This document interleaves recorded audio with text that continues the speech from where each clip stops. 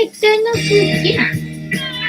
じゃあ、じゃあ、置けないな。はい、ババンババンバンバビバビバビバババンババンバンバビババンババンババンババンバビバビバビバババンババンバはい、見えないな。せっかく用意したのにな。藤子さんでございます。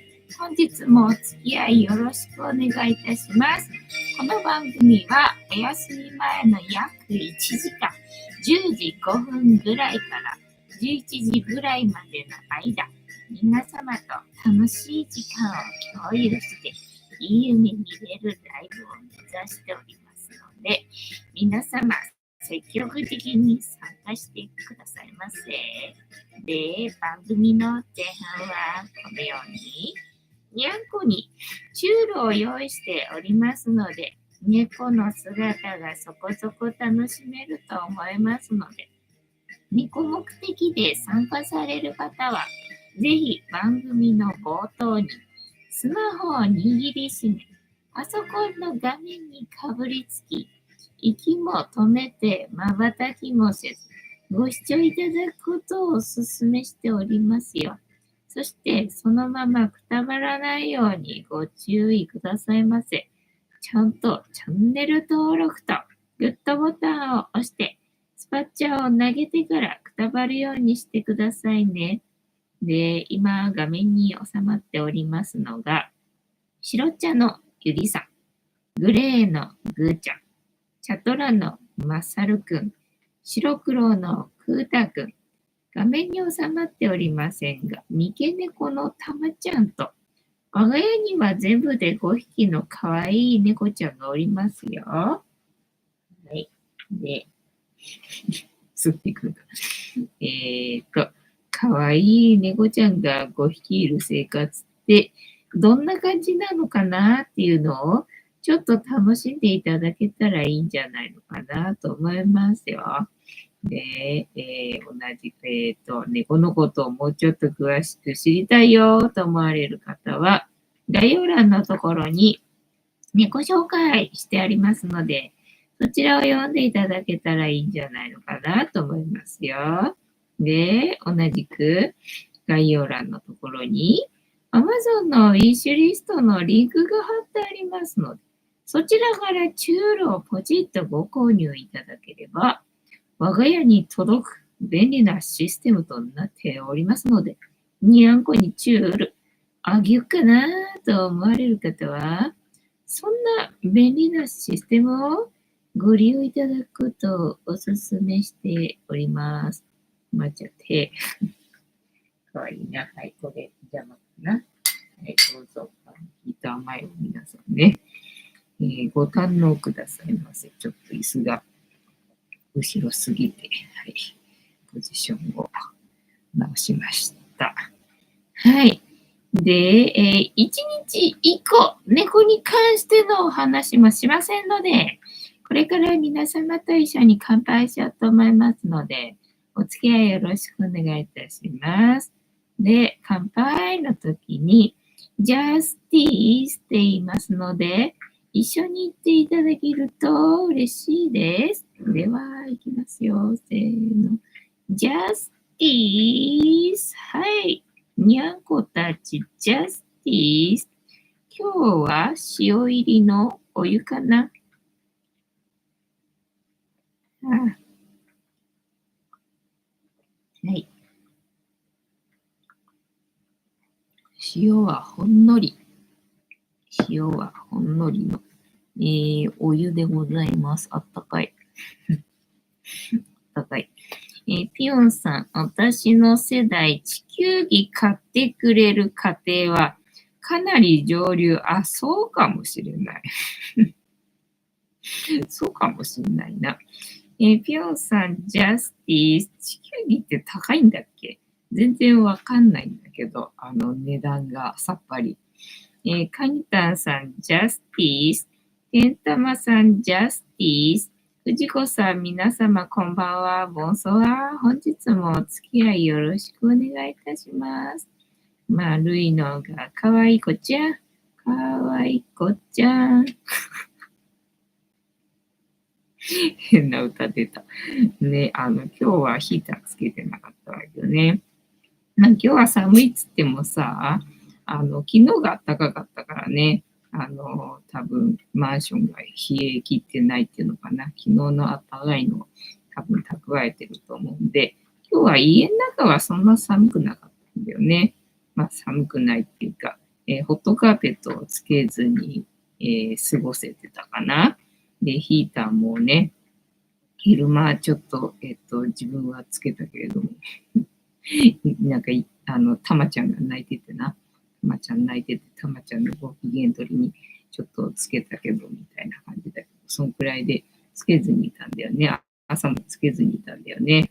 で、朝もうにゃんこたちさ、ヒーターつくの、なんかもう、体で覚えてるみたいでさ、つくぐらいの時間になると、もうこたつから出て、外で待ってんだよね。で、待ってんだけど、今日はヒーターつけない設定にしてたんでね、ヒーターつかねえなーみたいな顔してたかな。顔してたけどね、今日は寒くないから、みたいな感じでしたね。てんたまさん、今は地球儀も1000円あれば買える時代。ああ、そうなんだね。確かに昔は地球儀って高かったかもしれないねって感じだけど、今な、もうネットの時代になってからは何でもかんでも売ってっからな。探せばあるっていう感じ。昔はそんな探せなかったもんね。自分の身の回りにあるものの中から探さなきゃならんから。ね、それでいくと、高いのしかなかったかもしれないけどな、今、ネットで探しあるみたいな感じなんだね。そしたらそうよね、買えるかもしれないな。あんなん買ってもどこに置くんですかみたいな状態になっちゃうからさ、うちの場合はな。てたまさん、猫ちゃんすごい集まってますよね。だから今日ヒーターをさ、つけずにいたら、あら、奇跡の全員集合だよ。そこまで、そこまで寒いのか、君たちはな。そこまでは寒くないだろ。風は強かったけどね。だから外はさ、寒いとは思うけどさ、家の中は別に昨日が暖かかったからね、そこまでじゃないんで、まだな。まあ今日が寒かったから、明日は寒くなるかもしれないけど、家の中もさ、ね、そんな団子になるほど寒かねえだろうって思うんだけどな。にゃんこは寒がりね。ヒーター、それとも好きっていう感じなのかしらね。寒くないけど、とりあえずヒーターの前には、いますみたいな、そういうなんか義務的な思いがあるのかしらね。なんでそんなに詰まってるんでしょうかね。で、今日は月曜日か。月曜日なので、ゴミ出ししたのかを、なんか昨日のことのようだな。ゴミ出ししたんだな、今日はな。今日はね、うまい具合に、ちゃんとトイレのシートをね、入れ替えできたのかわかんないけどね、そこまでびっちゃびちゃではない状態で、なんとかギリギリセーフな状態で、トイレシートね、捨てることができて、よかったよって感じ。ぐーちゃん。ぐーちゃん独り占めにしたいんだな。みんな邪魔とか思ってんだろうな、きっとな。で、ゴミ出しを無事して、どうしたんだっけ。まあ今日はあれだ、動画の編集ひしこいてやってたんだな。中華街の時の動画さ。まあほとんどカットするところが、まあ多いんだけど、だね、4時間以上撮ってたんだよね。だからそれ編集するのなかなか大変よと思って。今日ずーっと動画の編集ね、集中して先までやってたけど、まだ、終わらずみたいなね、状態かな。で、今日は天気は良かったんだっけ。風は強いけどみたいな感じだったっけね。なので、洗濯したけど、洗濯物は今日は部屋の中に干したんだったっけな。なんかびちゃびちゃだったね。部屋の中で干せないんだけどさ。で、にゃんこのおねしょシートな、おねしょシーツか。おねしょシーツ洗っちゃうとびちゃびちゃなんでさ。そうすると部屋の中には干せないんだけど、まあ今日はおねしょシーツは汚れてなかったのでね、久々にちょっと風も強いしなと思って部屋の中に部屋干しして、したんだっけ、朝のね、コーヒーの音もね、そう、黒豆さ、瓶詰めにしたやつ、瓶詰めにしたやつさ、なんか白く濁ってるからさ、白く濁ってるっていうか、白っぽくなっちゃってるから、なぜかさ、やべえなと思ってな、早めに食べた方が良さそうだなと思って。で、まあ、見た目には腐ってなさそうだけどっていうのでね、まあ、それを昨日食べたんだったっけっていう感じなんだけど、今日も食べて、で、やっぱりね、今日のはどうだろうと思ったんだけど、やっぱりね、匂いだけがしっかり天然酵母の香りになってたけど、味は別に普通なんだよね。だから食べれるんで、まあよかったよと思って食べて、で、またお汁がな、もったいないから、またしても今日もサラダにするかと思って、で、今日こそはね、コールスローにしようかとも思ったんだけど、いや、今日はなんかね、コーンとツナのね、サラダ、白滝ね、備蓄してある白滝と、コーン、備蓄してあるコーンと、備蓄してあるツナとね、混ぜたサラダにしようかなって気分になったんで、今日はそうやって食べましたな。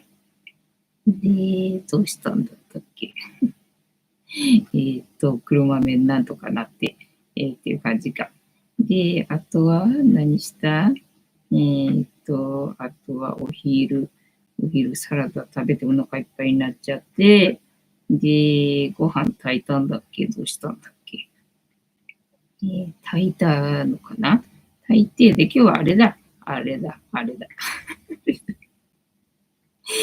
ふりかけをかけてお昼は食べたんだな。で、夜は、納豆をね、買ってきたんだな。納豆を買ってきて、納豆ご飯で夜は食べたかなっていう感じ。で、今日は買い物は、胡椒がなかったんだよね。そう、サラダ作るときに、胡椒があったらいいんだけどなって思いながらさ、胡椒がなかったんでね。で、ずっと買ってなかったんで、胡椒買って帰るかと思って、胡椒を買って、で、どうしたんだっけ、八百屋ね。八百屋によって、風強かったんだけどさ、歯医者だったんだよね、今日ね。で、その帰りにあるマイバスで、そっちのが30%引きのシール貼られてる率が高い気がしたんで、今日はなんかゲットできるかしらと思ったんだけど、今日はね、あんまりなかったのよね。野菜にはあんまりシール貼られてなかったんで、で、まあね、必要な胡椒だけ買って、で、八百屋が、今日はね、月曜日はやってるみたいで、やってて、で、大根が2分の1本っていうのかな、が70円だったんで、70円ならいいかと思ってね、それを、買って、で、帰ってきて。で、今日は18日で、なんか auPay で支払うと、なんかポイントが、つくみたいな、そういうやつの最終日かなんかだったのかね。で、まあ、それを使って、まあ、ドラッグストアかなんかで買い物しようかなとは思ってたんだけど、風強いからさ、いやー、この風の中、ちょっとさ、いくら近所とは言ってもわざわざなんかこんな日に買い物行かなくてもいいじゃんみたいな気がしたんで、どうするかなと思ったんだよね。で、ポンタポイントを貯めて auPay にチャージして、で、auPay で支払うみたいなことをね、やってるんだけどさ。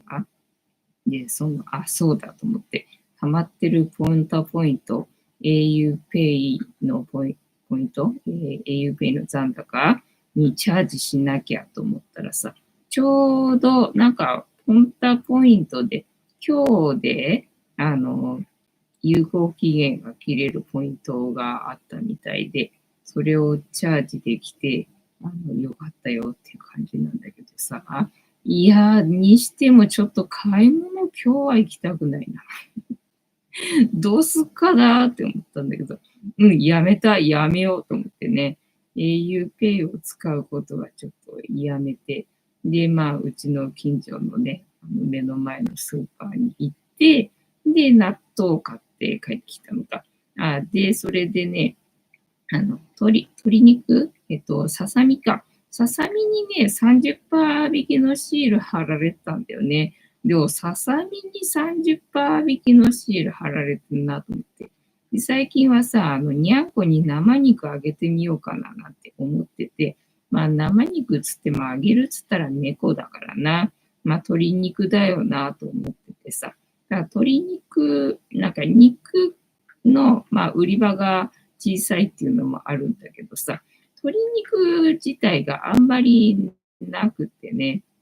で、まあ、肉はあんまり普段から見てないからっていうのもあるんだけどさ、今日たまたまね、そういえば猫の誕生日が近いからな、なんて思ってさ、生肉あげてみようかな、みたいな感じでさ、肉売り場の棚を見たらさ、なんと、ささみに30%引きのシール貼られてたんで、これにゃんこ食べるかな、どうかな、なんて散々悩んだ挙句、まあ、誕生日近いしね、と思って、そのささみと納豆を今日は買って帰ってきたよ、みたいな感じなので、今日はね、大根も冷蔵庫の中入ってるし、ささみも冷蔵庫の中に入ってるし、あと、納豆も、冷蔵庫の中入ってるしな。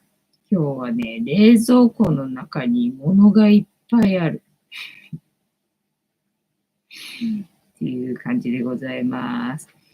ぴょんさんね、こっちゃんたちこたつに来ないのね、そうなのよ。ヒーターがもうね、一番人気だね、にゃんこにはね。ヒーターと、あと、あれだね、なんだっけ、チュールな。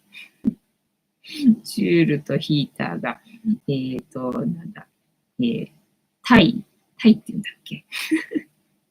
同率1位、なんて言うんだ。ね、人気でな。私は貝の貝の貝っていう感じでございますな。チャムリーさん、今どち、今どち、今時、地球儀を持っているのは、ピン芸人のゴージャスぐらい、ゴージャスっていう人がいるんだ。いいね。名前いいね。Google Earth で、こと足りますからね。そっか、そうだよな。ねえ、わざわざ、地球儀買うって。確かにそうよね。なんか今日もさ、質問のネタが全然思い浮かばなくて、しばらく考えてたんだよね。もう全然思い浮かばなくてさ。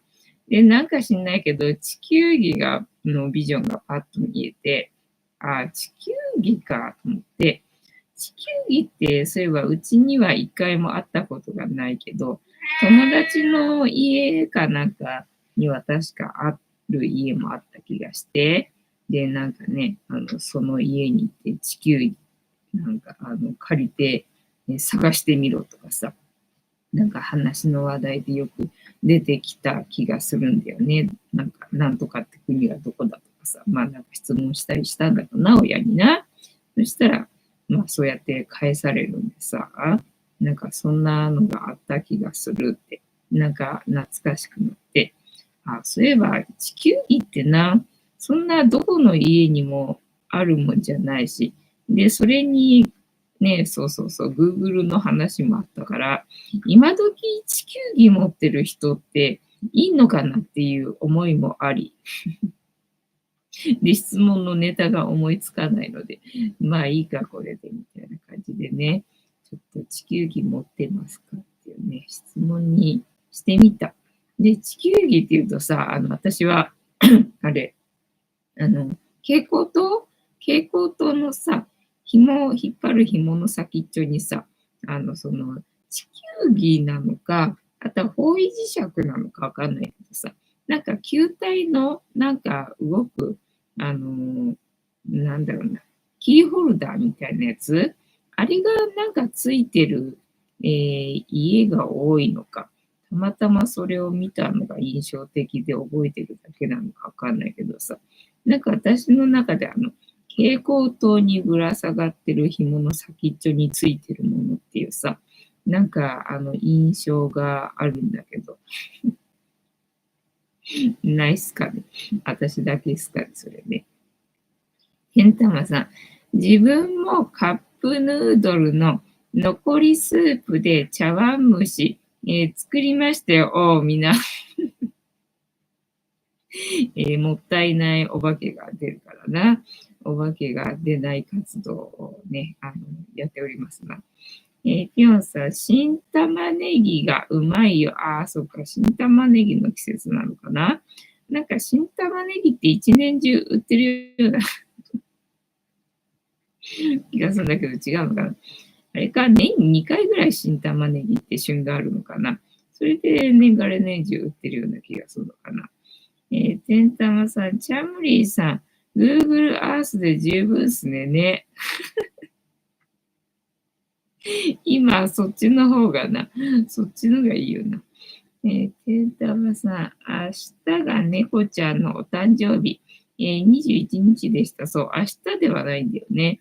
で、しかも30%引きのシール貼られてるということは、賞味期限がもうね、切れるってことだろうしさ。で、しかも私はさ、生で揚げてみようとしてるわけよね。だから今までもささみはさ、何度もさ、茹でてにゃんこに揚げたことあるけどさ、まあ食べないわけよ。もうね、手加えてやるとさ、食べないわけよね。で、まあ、よくよく考えてみれば、猫は生肉を食べてるわけだからね。加工されてるものを食べるわけではないからさ、そりゃそうかっていうのもあって。で、ただまあほら、生だとさ、いろいろとアニサキスだかなんだかさ、いろいろ病気があるじゃんか。だからそれってどうなんだろうと思ったわけよね。ただまあ生のね、ネズミ食ったりとかして平気な動物なわけだから、まあその辺のことも大丈夫なのかねなんてふうに思ったんだけど、まあいろいろ生肉をあげるメリット、デメリットみたいなさ、動画はさ、まあいくつかちょこちょこ、なんか出てきたときは見てみたりとかしたんだけど、やっぱりなんかそういうデメリットに挙げられてるわけよね。なんか寄生虫だか、なんだかの話がさ、じゃあダメなんじゃんと思って。猫もそれダメなんじゃん。生肉あげちゃダメなんじゃんみたいので、なんかなかなか踏み切れなくてね、なんかメリットよりもそっちのデメリットでかすぎないですかみたいのでさ、なんかちょっと天秤にかけられなくて、なんか踏み切れなかったんだけどね。まあね、喜んで食べてもらえるものが、あればいいなってちょっと思って生肉喜んでくれるなら、ちょっとあげてみようかな、みたいな、気になって買ってみたけど、どうかね。いざとなったら、やっぱりとか思って茹でちゃうかもしんないけど。わかんないけどな。なんか時々ほら、生肉食べてるにゃんこのさ、動画を見るとかあんだよね。いやー、生肉あげてるなーなんて思って。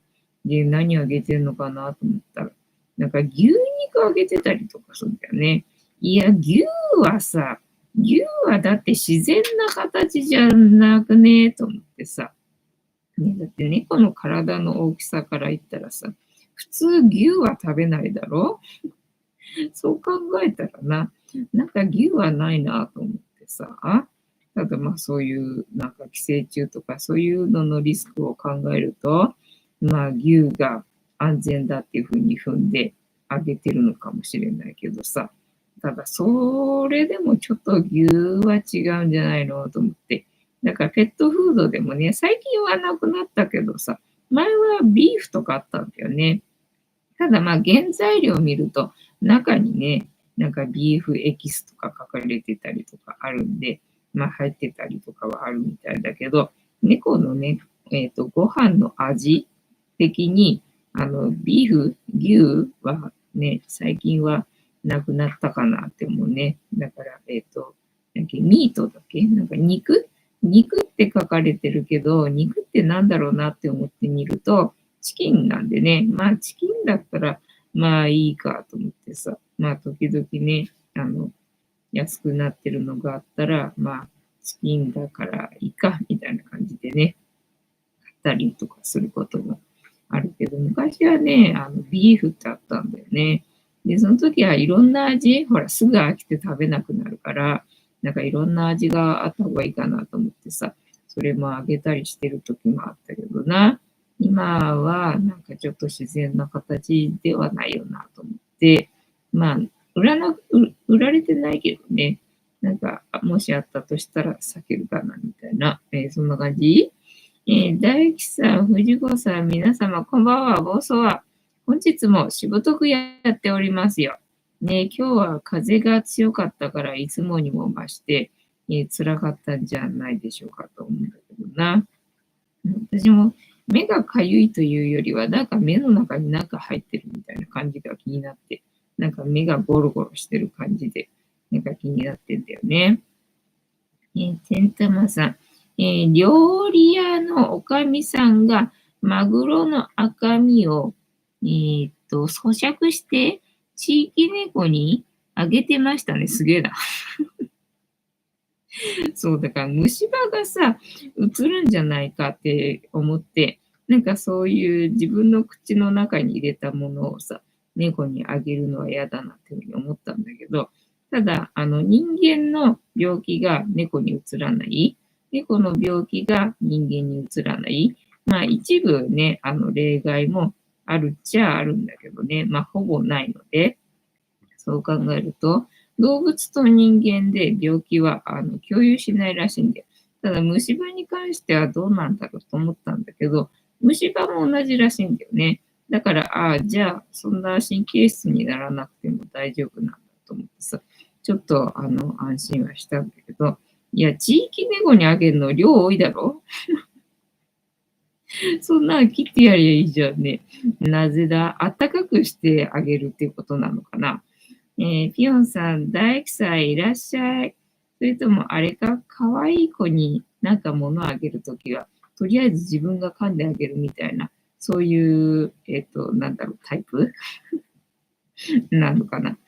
ていたまさん、大工さん、こんばんは。はい、というわけで、本日もタロットカードタイムでございますので、78枚の中から1枚引きまして、私たちに必要なメッセージいただこうと思います。で、このシャッフルは皆様のストップの掛け声で止まりますので、ご協力よろしくお願いいたします。しかし、カップヌードルの残りスープで茶碗蒸しっていうのがすごい手が凝ってんだ。手が凝ってんだ。私だったら、残りスープで、まあ、大概おじやか、まあ、卵あったら卵とじみたいなな。なんかそんな感じかもしれないけど、茶碗蒸しってすげえ手が凝ってんな。あとは、何の話だったっけゆりたんかわいいな。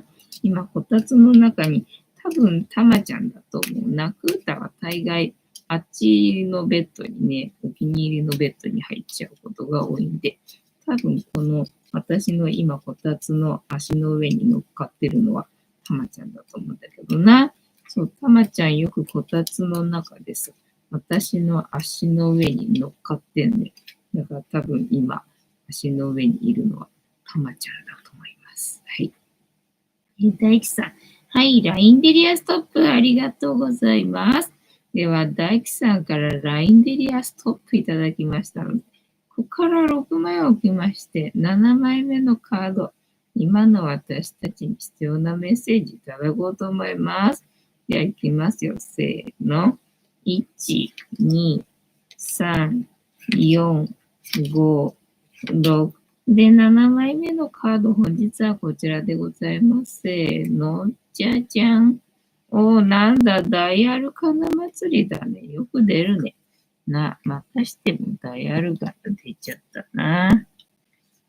恋人たちのカードだな。悪魔じゃないもんね。これね。デビルじゃないもんね。数字が4かな、これ。ね、6かな。どっちか。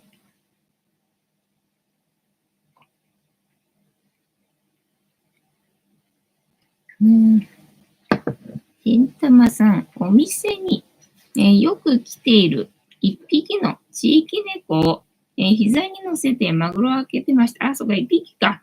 一匹だけだから、じゃあもう、可愛くて、可愛くて、ね、可愛い子には自分で、咀嚼したのをあげる感じの人かもしれないな。だからね、おばあちゃんと一緒に住んでる、赤ちゃん、孫はね、そうやっておばあちゃんが咀嚼したのあげるんで、ね、虫歯が移っちゃうっていうのでね、何歳だったっけ？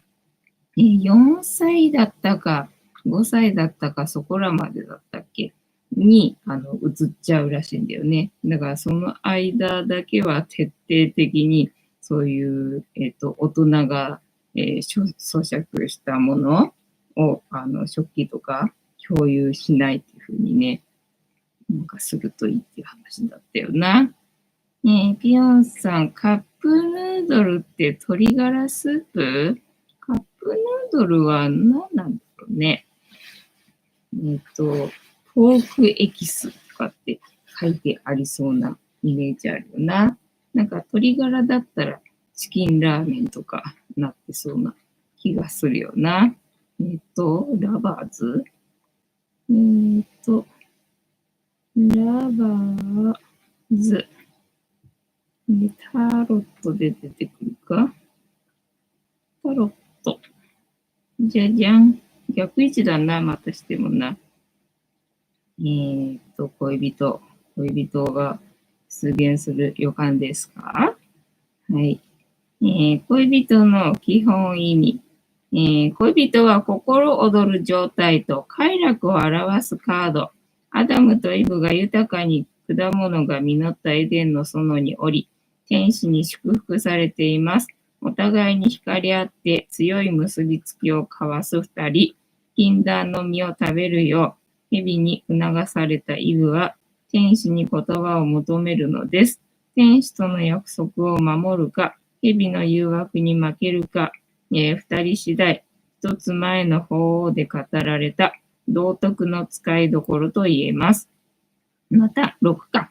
6にナンバーを持つタロットである恋人のカードは、完全なる調和や共存に関するメッセージも送っています。恋人に書かれたシンボルの解釈、天使を見上げるイブ、理性と感情の葛藤、誘惑に負けそう、イブを見つめるアダム、純粋無垢、欲のなさ、蛇、堕落、誘惑、汚れた考え、赤い山、理想を掲げる、超えることができるハードル、これは逆位置なので、逆位置キーワード、刹那。我欲を満たして味わえる幸せは、ほんのりかりそめに過ぎない。エデンの園からの追放は近い。恋人の逆位置の意味は、先のことを考える真剣さが欠如している状態。目の前のことしか目に入らず、元に戻さないでください、ゆりた。読んでる途中なんですけど、どこ行っちゃった？スイッチじゃない、逆位置だな。入らず、そのために、危険に気づけなかったり、いい加減になったりする。逆位置キーワード、近心眼的、弱い意志、自堕落、大雑把、浮ついた心、迷惑、優柔不断、気まぐれになっている。はい。逆位置悩み別読み解き例、恋愛、複雑な関係、仕事、集中力不足、ケアレスミス、対人、悪事に誘われないよう注意、決断、見えていないものがあります。はい。恋人を人物やキャラクターに当てはめて読み解く逆位置。自制心が弱く、たとえモラルに反しても快楽に流れてしまう。直感や感覚のみで動く。失敗しても反省しない。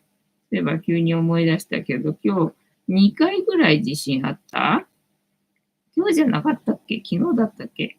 なんか弱い地震がさ、昨日だか今日は昼間とさ、あとさっきなんかちょっとあったよねって感じで、地震がね、ありましたよね。はい、思い出した急に。直感のみで働く。失敗しても反省しない。はい。タロット深読み。恋人に書かれている天使はラファエル、ミカエルとガブリエルと並ぶ三大天使の一人、ヒーリング能力を持った天使で、精神的成長を望む人や病人を癒すと言われています。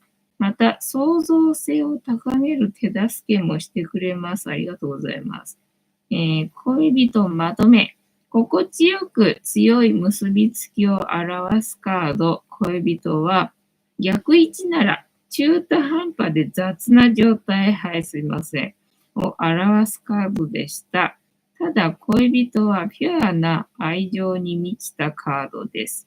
逆位置の場合は、できるだけ長い目で物事を見ることが重要です。はい、なるほどね。というわけで、本日のタロットカードの意味調べるの会はまあ、ダメな時はダメなんで、もうちょっと待ってみたいなね、メッセージ。長く見てみたいな感じ。はい、楽しんでいただけてたら幸いでございます。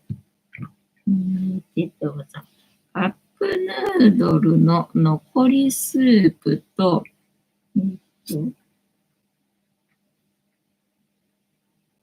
のせいか。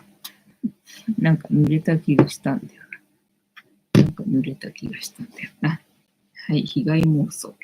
カップヌードルの残りスープと1玉分の溶き卵を耐熱容器に入れて、混ぜラップして2分半レンチンです。なるほどな。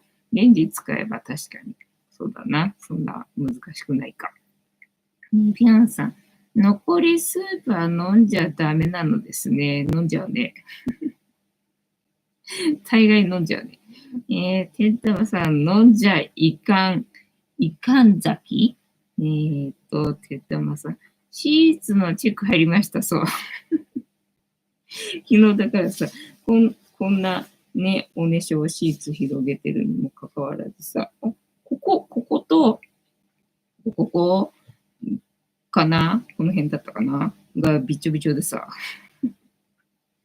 何事っていうことがあったんで、ね、中で濡れてる気がしちゃうわけよ。で、ティッシュでチェックするわけよね。そうすると、全然濡れてなくて、なんだ、被害妄想か。被害妄想かみたいなことがさ、よくあるんですよ、最近な。で、あとは、何の話しましょうかね。あと10分ありますな。10分ある。今日なんかあったっけな。今日は、風が強かった。風が強かったのと、なんかちょっと自信あったみたいな。そんな感じかね。で、あとは何かあるかな。じゃあまたしょうがないから、ヤフーニュースかな。ヤフーニュース見たところでな、なんか、わかんないんだ、何書いてあるんだか。全然わからないんだ。裏金議員80人規模一斉処分。特定技能に4分野追加。自転車の高校生はねられ死亡。異例テレワークの残業で労災認定。テレワークか。ね、一日中仕事できちゃうもんね。次期マイナカードイメージを公表、イメージバド、桃田なんとか、パリ五輪は絶望的だね。ドジャース連勝諦め、大谷は無安打、踊る大捜査線、12年ぶり再始動法、あれ、なんだっけ、小田、違ったっけ、名前が出てこないよ。なんだっけ、これ開けばいいのか。柳葉、ギバちゃんもそうね、いたよね。だいぶ皆さん12年つったら年取っちゃってんじゃねえのって、勝手な心配をするんだけれども、どうかな、あ、そっか、碇谷長介もいたのか。じゃあ生き返って復活して、登場しますかね。映画として、12年に公開された、ファイナル。12年ぶりにプロジェクト再開じゃファイナルじゃないじゃんね。映画最新作、室井慎二の、ギバちゃん63歳なんだ。はあ、高校、収入、38億3000万円。容疑者、室井慎二の続編を今週に、公開。ギバちゃんしか出てこないね、話題にね。青島か。青島が、あれだったっけ、主人公じゃないんだっけ、織田裕二か。織田裕二は、まだでも56歳なのか。じゃあ12年前っつったら44歳だったんだな。俺より年下だった。脱サラして警察官の試験を受けて刑事になった青島はそうなんだ。臨海副都心の東京台場の湾岸署なドラマのおかげで本当に湾岸署できたもんな。同書を舞台に、階級社会で生きる刑事や、警察官の日常リアルにユーモラスに入る。深津絵里は51歳。51歳なんだね、でも。演じる恩田すみれ。あと誰がいた？レインボーブリッジを封鎖せよ。奴らを解放せよ。そんな感じでした。はい。テータマさん。本広、監督、織田裕二主演。本広って言うんじゃないんだろうな。きっとなんて言うんだ。監督は香川県出身ですので、あ、そうなんだ。じゃあ、張り込み中にうどん食ったりとかするんかな。張り込み中にアンパンと牛乳って誰が決めたんだろうね。どっから始まったんだろうね。で、あと何？経済。マイナス金利解除なら生活影響はだから今日は株がだだ下がりするんじゃないかって言われてたんだけど、そんなでもないみたいだな。テレワークの残業で労災認定ね。だからずっと働けちゃうからな。自宅でテレワーク長時間の残業を強いられ、精神疾患を発症した。もう自宅なんだからさ、嫌ですっつってさ、来ちゃうけどな。はい。テスラ株安、止まらず、EV 市場、減速な、電気自動車だっけやばそうだもんな。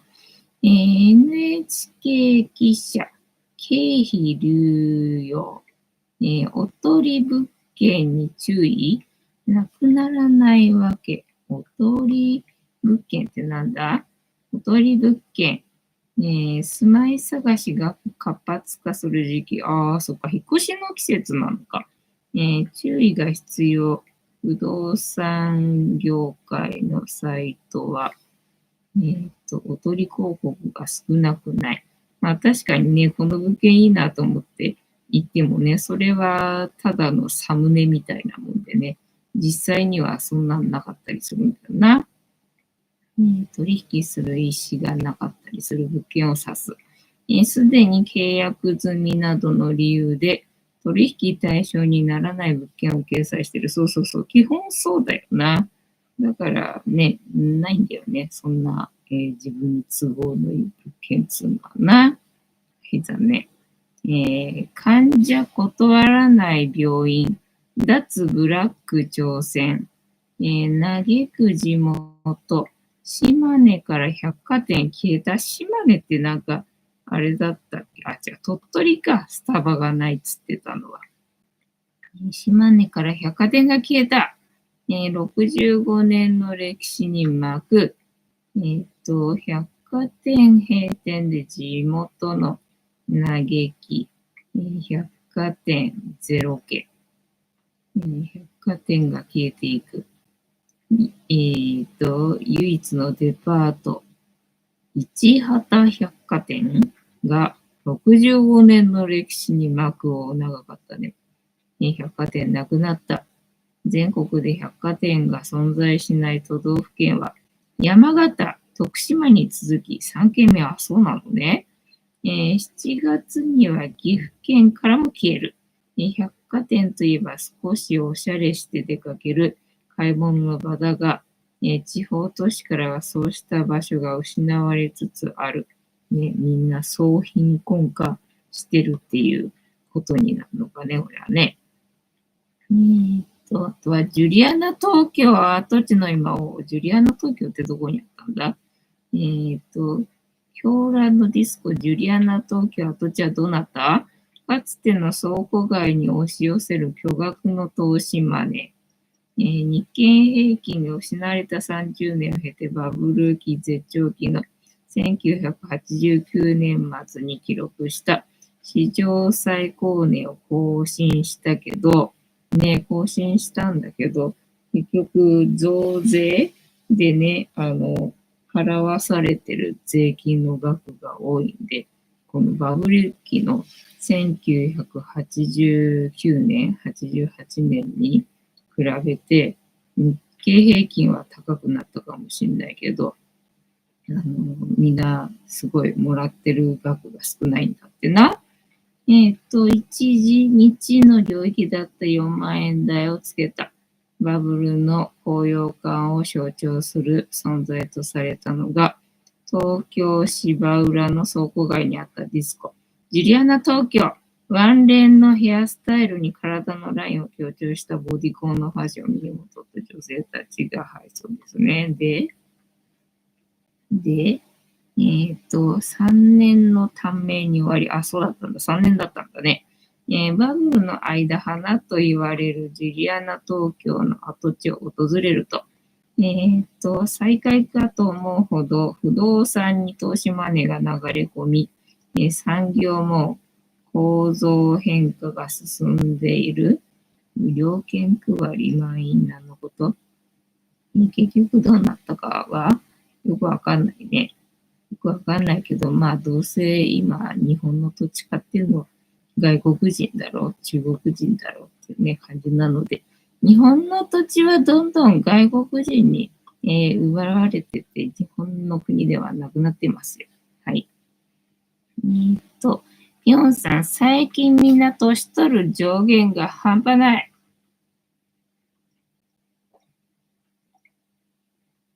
上限半端ない。大工さん、今日も、強風の影響で花粉症が一番多かったです。それにしても辛いそうだろうね。で、さっき見てた動画では明日も相当すごいって言っとったよ。大工さん。一日中鼻水出まくりでした。